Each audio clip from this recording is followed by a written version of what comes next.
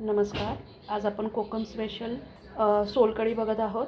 त्यासाठी लागणारे साहित्य सांगते तुम्हाला. 7-8 लसणाच्या पाकळ्या, 4 हिरव्या मिरच्या, 3-4 आल्याचे तुकडे, अर्धा चमचा जिरे आणि थोडीशी कोथिंबीर लागेल. आणि आपण ही एक वाटी, त्या वाटीने नारळ घेतलं आहे, त्याचा मागचा साल काढून घेतलं आहे. आणि त्याच वाटीच्या 2 वाटी पाणी घ्यायचं. अगदी 4 ते 5 जणांची सोलकढी आरामात होते. आणि हे कोकम आगळ आहे, हे बघू शकता. हे आपण 4 चमचे टाकू शकतो. आता आपण पाणी हे कोमट करून घेऊ. तोपर्यंत पाणी कोमट होतं आहे तोपर्यंत आपण इथे आपले खोबरं आणि ते वाटून घेऊया. हे बघा, पहिले खोबरं घ्यायचं, त्यामध्ये आल्याचे तुकडे, लसूण आणि हिरव्या मिरच्या आणि जिरे हे वाटून घ्यायचं बारीक. आणि त्यानंतर आपण कोमट पाणी टाकूया. हे बघा, त्याच वाटीने आपण पहिल्यांदा 1 वाटी पाणी टाकूया कोमट आणि एकदा वाटून घेऊ चांगलं. हे बघा, आपलं हे वाटण तयार झालं आहे. आता पहिल्यांदा आपण त्याचा पूर्ण पाणी काढून घेऊया. त्याला एका भांडं घेऊन त्याला एक फडकं बांधलं आहे आणि आपण त्याचं सगळं पाणी काढून घेऊ. आणि एकदा हे पाणी काढलं का परत एकदा आपण तीच वाटी तेवढंच पाणी घेऊन परत एकदा त्याचं वाटण करून घ्यायचं. तेव्हा आपण त्याचं पाणी काढून घेतलं आहे.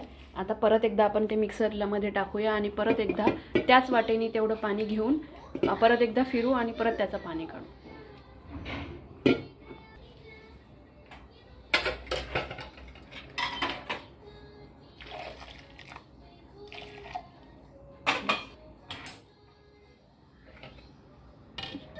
हे बघा, आपण परत एकदा ते व्यवस्थित आता पूर्ण त्याचं पाणी काढून घेऊ, व्यवस्थित गाळून घेऊया.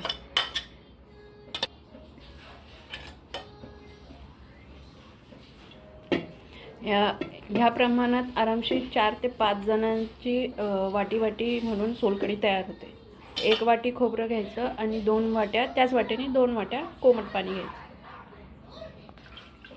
हे बघा, आपल्याला पूर्णपणे त्याचं पाणी काढून घ्यायचं आहे. आपण अशा प्रकारे ते पिळून घ्यायचं चांगलं.